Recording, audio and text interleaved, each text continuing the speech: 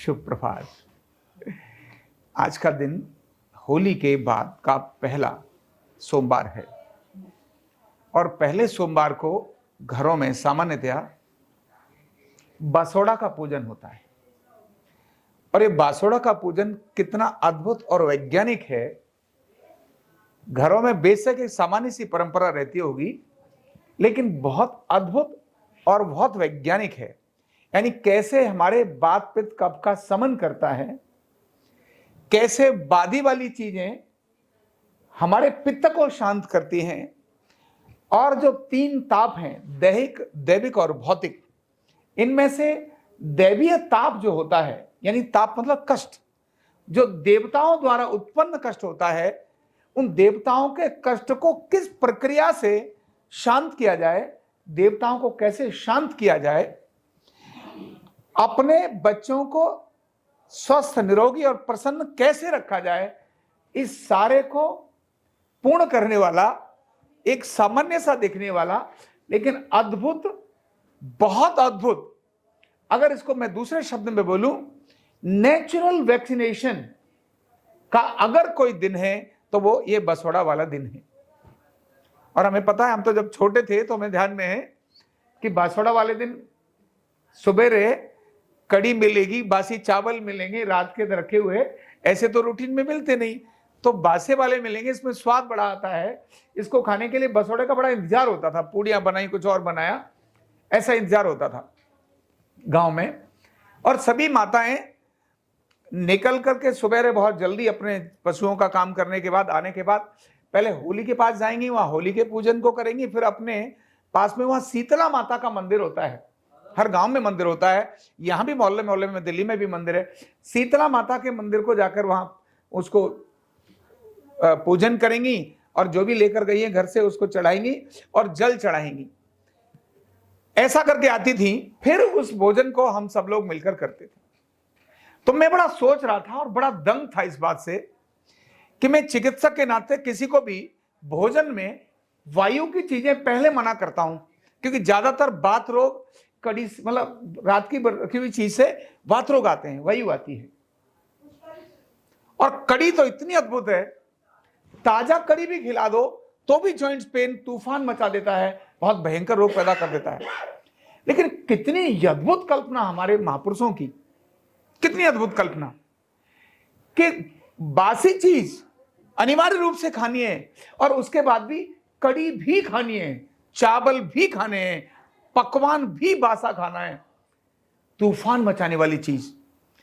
मैंने ये क्या मतलब है, मैं वैसे कड़ी चावल राजमा उड़द की दाल ये सब मना करता हूं और बासा खिलाकर भी तो रोग आएगा या रोग शमन होगा।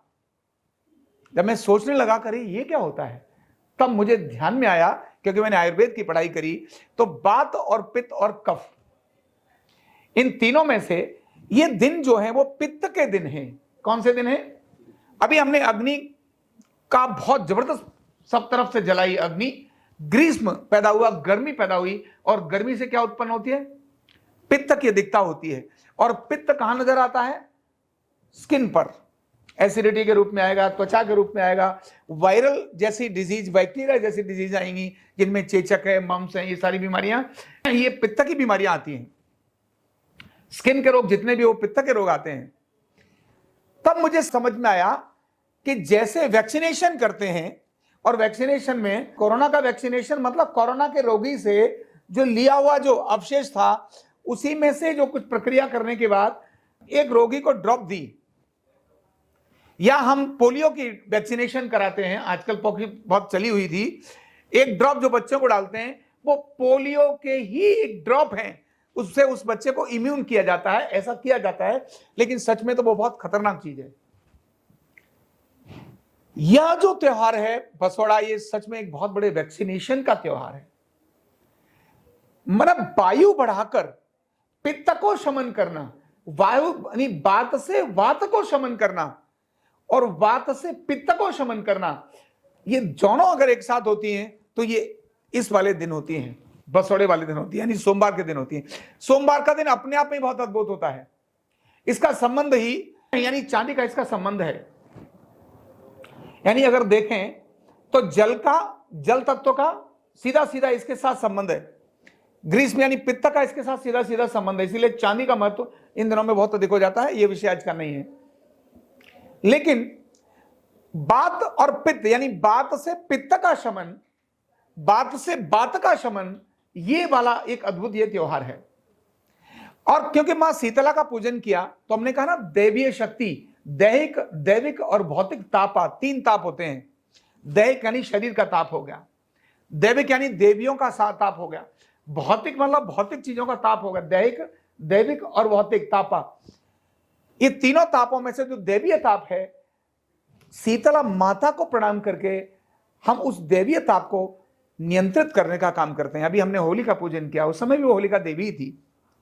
होलिका देवी के बाद में शीतला का पूजन का, शीतला मां दुर्गा माता का ही एक स्वरूप है, एक स्वरूप है। यानी जैसे हम उनको पूजन करते हैं, और अगर पूजन ना करें, जिन जगहों पर इनके पूजन ना हो, तो भयंकर चेचक की और अनेक सारी महामारियां जागृत होती हैं। जब वो जागृत होती हैं तो इन्हीं से शमन होता है। इसका मतलब है जो हमारे पंच कोश हैं, रोग अन्नमय कोश पर नजर आता है, मनोमय कोश का भी रोग अन्नमय कोश पर नजर आता है, प्राणमय कोश का भी, विज्ञानमय और आनंदमय कोश का भी रोग अगर नजर आता है तो अन्नमय कोश पर यानी भौतिक शरीर पर नजर आता है। हमने 5 कोशों की शुद्धता का क्रम भी ये हमने डाल दिया। यानी एक अकेला छोटी सी प्रक्रिया कितना बड़ा वैज्ञानिक महत्व लेकर रहती है, मतलब सोचने के बाद दिमाग ही खराब हो गया। इसीलिए नगरवासी, ग्रामवासी और शहरवासी बड़ी श्रद्धा और भक्ति से सभी मां शीतला से क्षमा याचना करते हैं, होली से भी क्षमा याचना करते हैं। हमने होलिका का दहन किया है, उससे क्षमा याचना करते हैं और शीतलीकरण के लिए प्रार्थना करते हैं। किस लिए करते हैं? क्योंकि पित्त को शांत करना है तो शीतलीकरण चाहिए। इसीलिए शीतला नाम माता का रहा। शीतला मतलब शीतलीकरण करने वाली, शांत करने वाली, गर्मी को शांत करने वाली, पित्त की अधिकता को शांत करने वाली ऐसी अद्भुत माता जिसको हमने आज पूजा।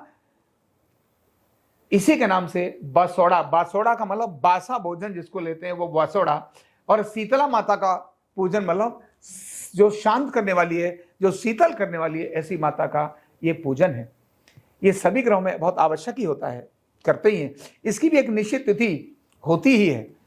तो इसके हमारे अपने भारत के उत्सवों का वैज्ञानिक महत्व जब तक हमको नहीं होता तब तक हमारे बच्चे भी उनको इग्नोर करने की कोशिश करते हैं। जैसे ही पता चल जाता है अच्छा ये महत्व है, तब उसकी वैज्ञानिकता समझ में आती है, हमारे आरोग्य का कारण समझ में आता है, हमारे आनंद का कारण समझ में आता है, तो उस त्योहार को और अधिक मनाने में आनंद आने लगता है। इसलिए ये जो संदेश है अधिकतम लोगों को पहुंचे, शीतला माता का महत्व समझ में आए कि किस प्रकार पित्त का समन है, किस प्रकार दैवीय ताप को समन करने का काम है।